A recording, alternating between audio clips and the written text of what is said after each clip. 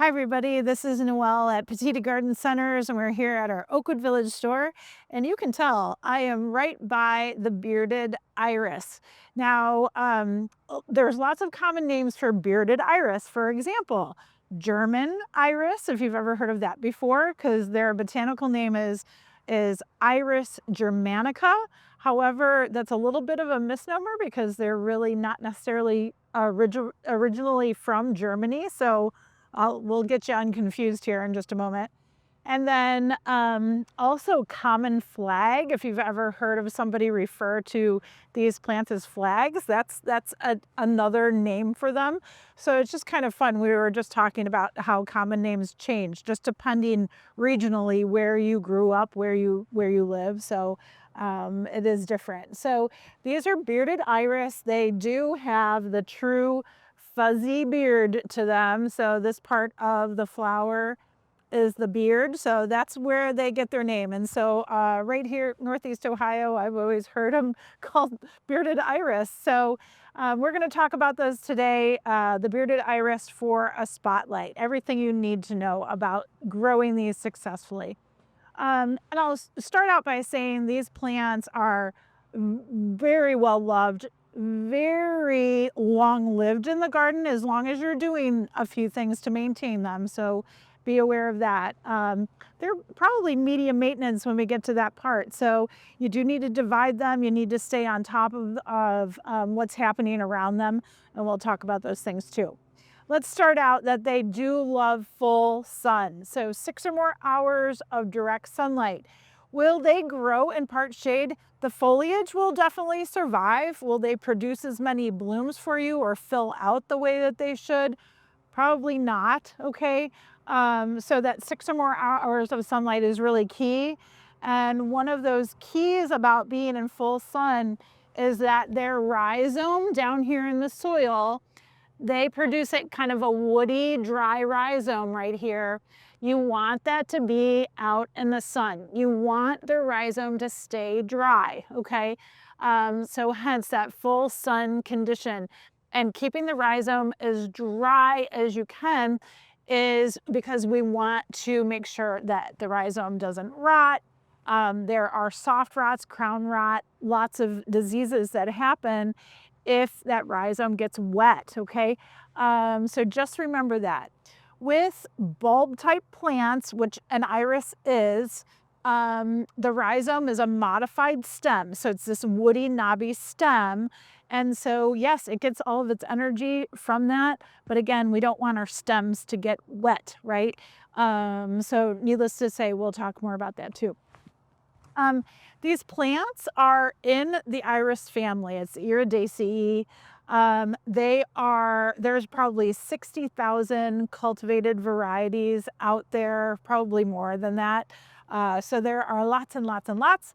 There is actually an iris wiki. If you would Google iris wiki or Google, I want to know about iris pallida, you would be able to find it. So it's a huge dictionary, huge database of all the different types of iris that are available out there.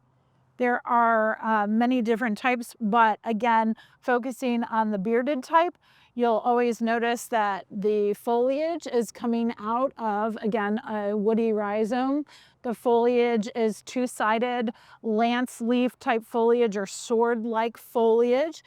They usually grow in pairs. You don't usually see a single leaf coming out of a rhizome. So it could be 2 or more typically when they do grow. And the flower, this is like a flower scape. When the flower scape comes up, it is usually naked, okay?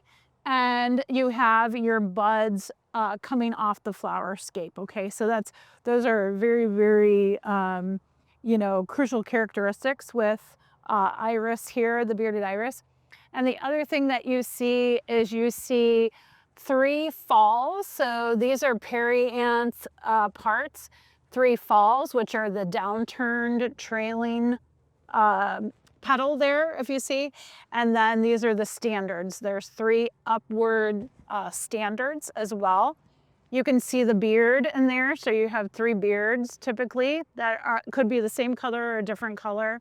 And then inside here, and I just noticed there's a yellow jacket inside there, Taylor, so we're not gonna open that iris. I'm gonna look inside this one, but if you look inside the standards, there is, look at all the colors that you can see and all the freckles and everything. But this part is actually a crested style. So if you go back to, you know, plant anatomy and what have you, that's part of the female reproductive part of the flower. So the crested style might be a different color than the falls and the standards. Irises are just gorgeous. And the other thing that I forgot to mention was iris is Greek for rainbow. It is also refers to the goddess Iris, and she was like a messenger. And so there's another Greek word that's iris. And so iris and iris kind of came together. So it's like rainbow messenger. And that's kind of what the Greek goddess was, Iris. So it's sort of interesting. But when we look at irises now, there's almost every color of the rainbow, including white, including black. And there are so many different color combinations, really interesting color combinations too. So you really can't go wrong with them. If you have a sunny spot in the garden that gets a little bit drier, it's raised, they'll do really, really well for you. So, okay, I gave you all the background knowledge and I started with full sun conditions, and that's really important. Again, full sun, drier, well-drained soil as we move on to how you'll be successful. So make sure that they're in a raised area, that they really get good drainage. And I'm talking, they do not tolerate heavy clay, folks. They really do not like clay soils at all, which is what we have. So you really have to amend that soil well. We'll usually use something called a Espoma soil conditioner. That's a really good product to use if you have heavy clay soil and you need to get drainage into that soil. You can work gypsum into the soil. That helps with drainage as well.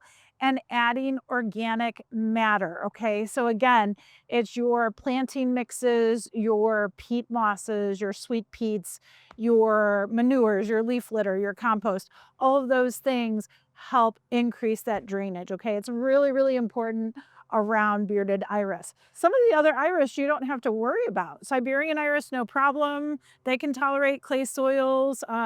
We have some iris that are more like, you know, like wetter soils, no problem. No problem whatsoever, but bearded iris, totally different, okay? So sunny, dry areas for sure. As far as watering is concerned, we always talk about that 1 inch of water, 1 time per week, slow, deep watering. Yeah, when you first get started, try to make sure that those roots are moving in and down into the soil. But I'm going to tell you, wait until the drier parts of the season when we don't have a lot of rain. And that's when you'll be able to supplement water. They really are a drought tolerant plant once they get established. So they do very, very well in those drier areas. And I was talking to Taylor and I was saying, I forgot to add some companion plants. Sometimes I forget about it. But since we're talking about hot, sunny areas, drier areas, the sedum or stone crop, it doesn't matter if it's a ground cover type, it doesn't matter if it's a tall upright sedum. Those are great companions with the iris.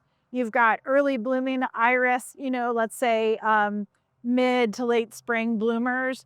And then you have the sedum that come in later in the summer. And that's a great companion plant because they kind of can cover over the foliage and everything else. So again, just look for those hot, dry plants that really like to grow out there in the sun. Daylilies do very, very well with iris. Coneflowers, rudbeckia, salvia, lavender, all of them really, really good with iris. So just be aware of that. I like the same conditions. The next thing that we need to talk about is fertilizing.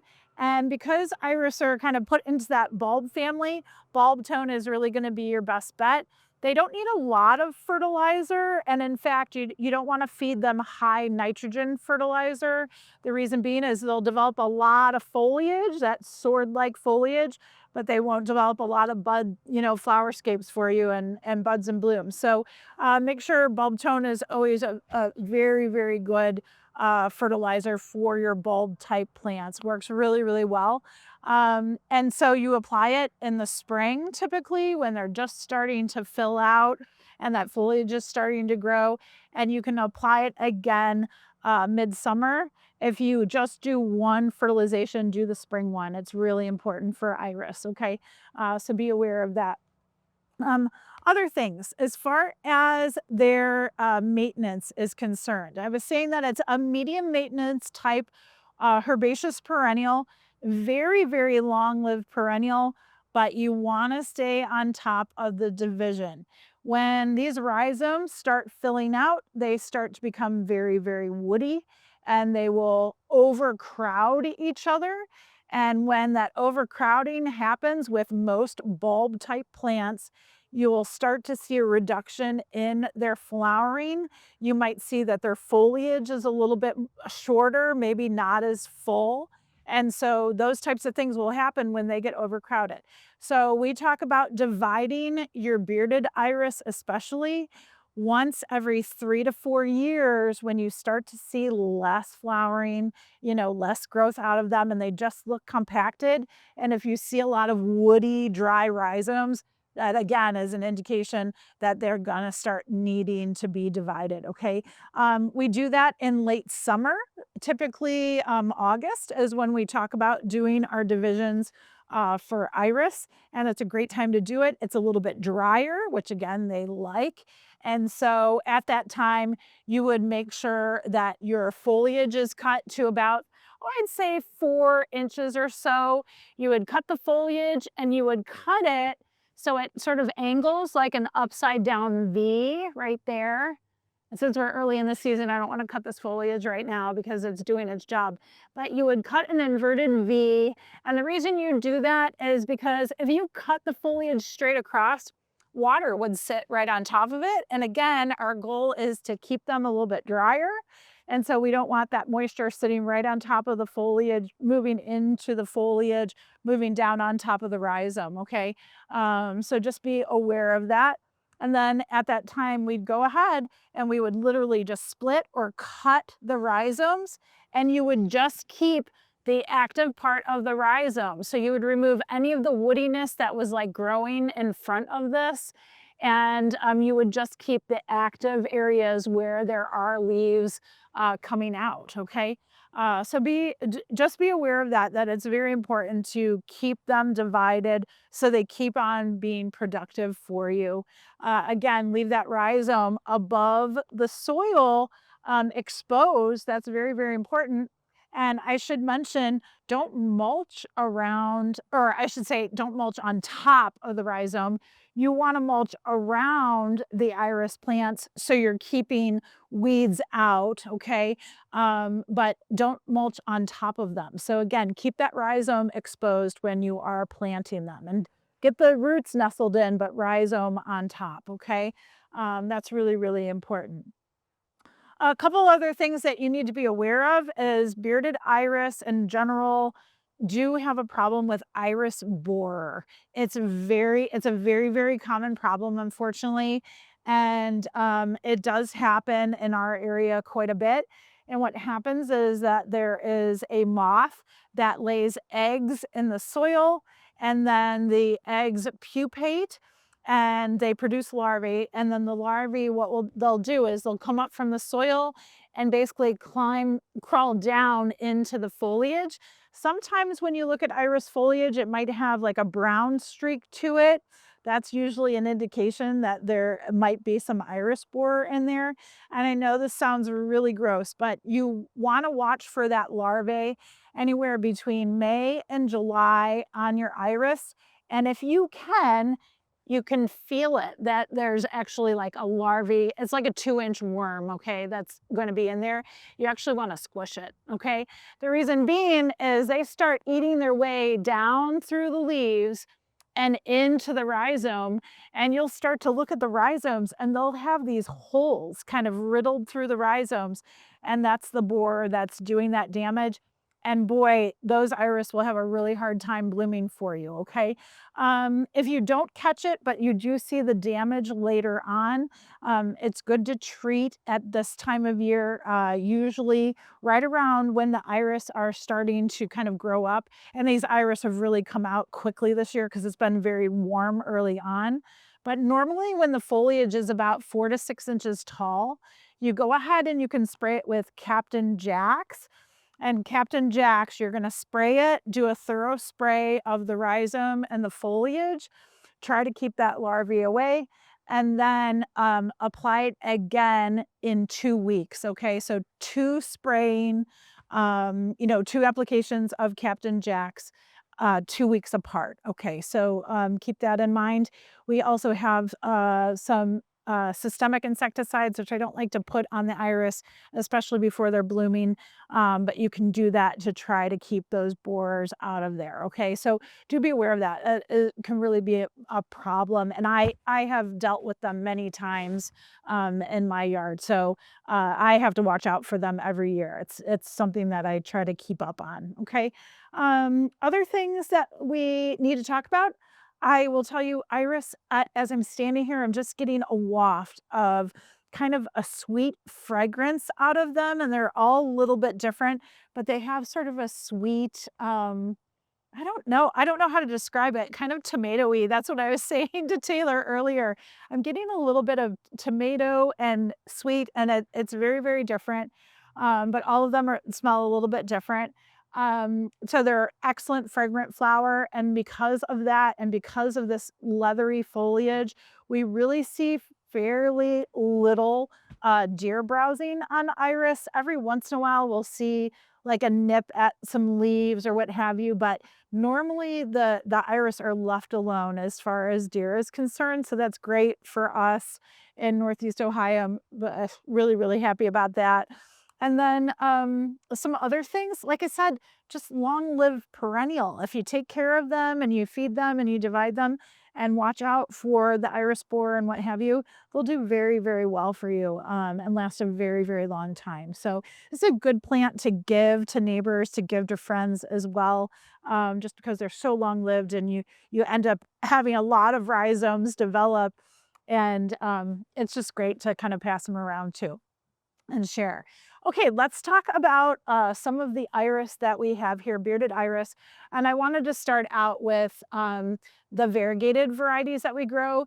This is actually Iris pallida, not a true germanica, if you will, but it's one of the parents of the bearded iris. They look a lot alike. They are a little bit, their flowers are a little bit smaller. Oh my gosh, he's still in there. But their flowers are a little bit smaller. With the ones that we grow, we have a white variegated. So this is albo variegated. And then we also have a yellow variegated leaf right next door. So that's Ario variegated. Their flowers are always going to be this kind of light lavender to blue, maybe periwinkle, a very light yellow beard here. The crest inside is actually white and lavender, so it's really pretty. I'll open this up for Taylor, but look at the crested styles inside. And so they're really pretty iris with that beautiful variegated foliage. It's nice to have in the landscape because you have this spiky, colorful foliage when they're out of flower. As I should have mentioned, as the irises get a little bit more mature and continue to grow, you get a lot of flowering out of them. It's just like developing a daylily, and as they get more mature, they do produce a ton of flowers. So again, after 2-3 years in the garden, you'll notice that your iris will really start to fill out and produce a lot of buds and blooms for you. The yellow one right next door, this is a true German iris, and this is called Pure as Gold. And you can tell gold and yellow all the way through. The falls, the standards, real ruffly edges on it, really, really pretty. And then the inside is a beautiful yellow crest. There's a little bit of kind of brownish burgundy spotting at the base of the standards. And the beards are slightly darker golden color, maybe a touch of orange there, but really pretty. That's a really nice tall iris. And I forgot to mention that irises are categorized in so many different categories, and I'm going to tell you the 5 that I remember, but there are way more. So there's a mini, which is a dwarf that's less than 8 inches tall, so tiny. Usually the flowers look like a bearded iris, but they're much smaller. Then you have the dwarf, the standard dwarf, and that's anywhere between, like, let's say 8 inches to about 15 inches. And then you have a, let's say, standard variety, like a intermediate bearded iris. So that's going to be your 16 to about 26, 27, 28 maybe. I think 26, 27, if I remember correctly.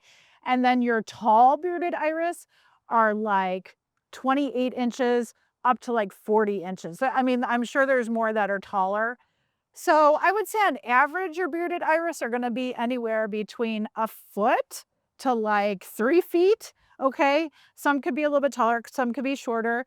And of course, they might, if they're taller, they might need supports out there too, because those stems can get very, very heavy with some of these flowers. Some of these flowers are enormous.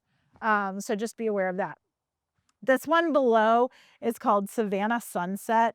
And Savannah Sunset, you can tell, really, really tall stems on this. Beautiful, what do they call this? Orange. It's like it's a special name. I'll have to give it to Taylor so she can tell you. But it has this really cool kind of peachy orange, but it's a little bit burnt orange. And then the beards are bright tangerine orange. They're so pretty. So I really like this one. I should have mentioned that Pure as Gold, Savannah, Sunset, the rest of them that I'm going to show you are all repeat bloomers. So you get your standard bloom time, usually here in Northeast Ohio. It's around Mother's Day, so early to mid-May, sometimes later in May, because you have early, mid, and late season blooms. And then your repeat bloom usually comes like late summer, like July, end of July, August sometimes. So the repeat bloomers are nice to have, really cool varieties to have, okay? I have Mariposa Autumn, beautiful purple and white. And look at the beard on this one. It's a little bit purple spotted with some white and yellow. So that's really cool on this variety. Really, again, really, really gorgeous. It kind of stands out from the green foliage again. I have That's All, folks. Look at how tall this one is. So probably a good 38 inches on That's All, folks.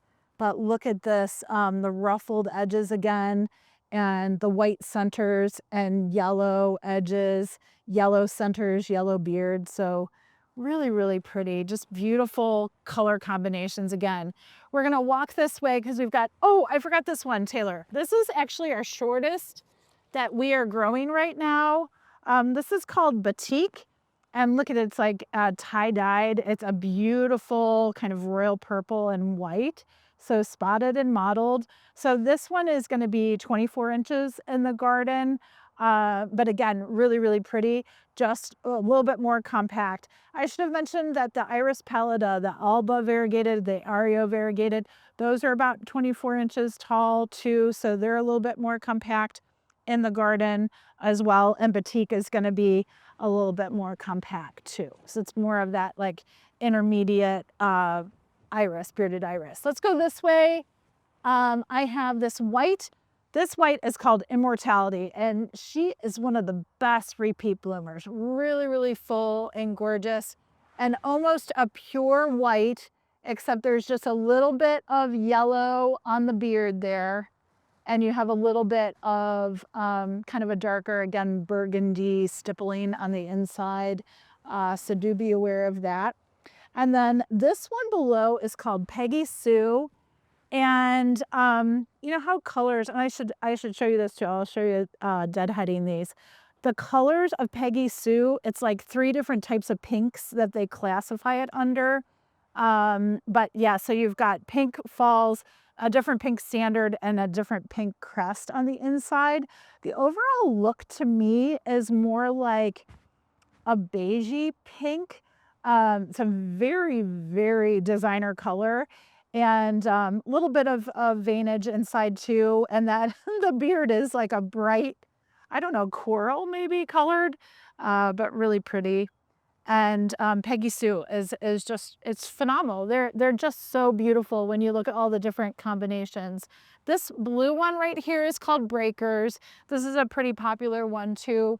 It has a little bit of a periwinkle blue color, kind of a medium blue, white beard there, a little bit of white striping, and white crested styles in between too. So really pretty and beautiful. So there's lots of different colors. One that I didn't show you today that I haven't seen yet is called Neptune's Wine. And Neptune's Wine is like a deep velvety kind of burgundy mahogany color. Really, really cool. Purplish beards on it. I mean, you just can't go wrong, folks. And look for those repeat bloomers and all those types of things too. Now, what I didn't show you yet was deadheading, because it's important. And so when you have, because the irises develop in sections on their scape, you want to make sure that you remove these individual flowers. And so when they are spent like this one, you go ahead and just pop it off, okay? And leave the rest of the flowers and buds to bloom for you. The reason being, again, is you can remove some of that weight, which helps with some of the taller varieties that might need a little support. And the other thing too is you are removing anything that could start to promote rotting, or again, insects kind of coming in and, you know, getting with the iris. So it does help to deadhead them.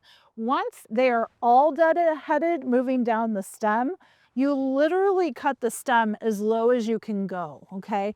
This one actually has a support on it. I didn't realize that it was there.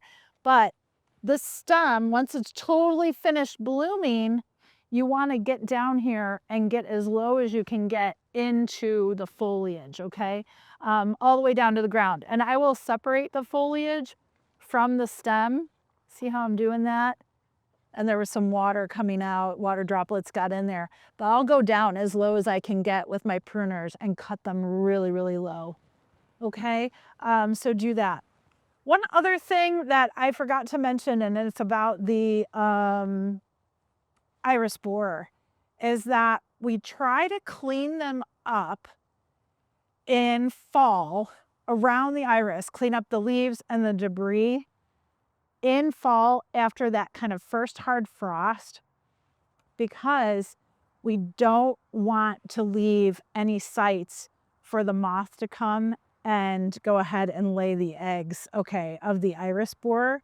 So that's a good maintenance thing to remember too. So keeping the areas around the iris really nice and clean, cutting that foliage back in that inverted V, you know, again, just a few inches from the rhizome, and cutting that back and cleaning out that area, take out all the debris, because it really, you need to keep it clean in order to try to keep it less hospitable to that iris borer moth, okay?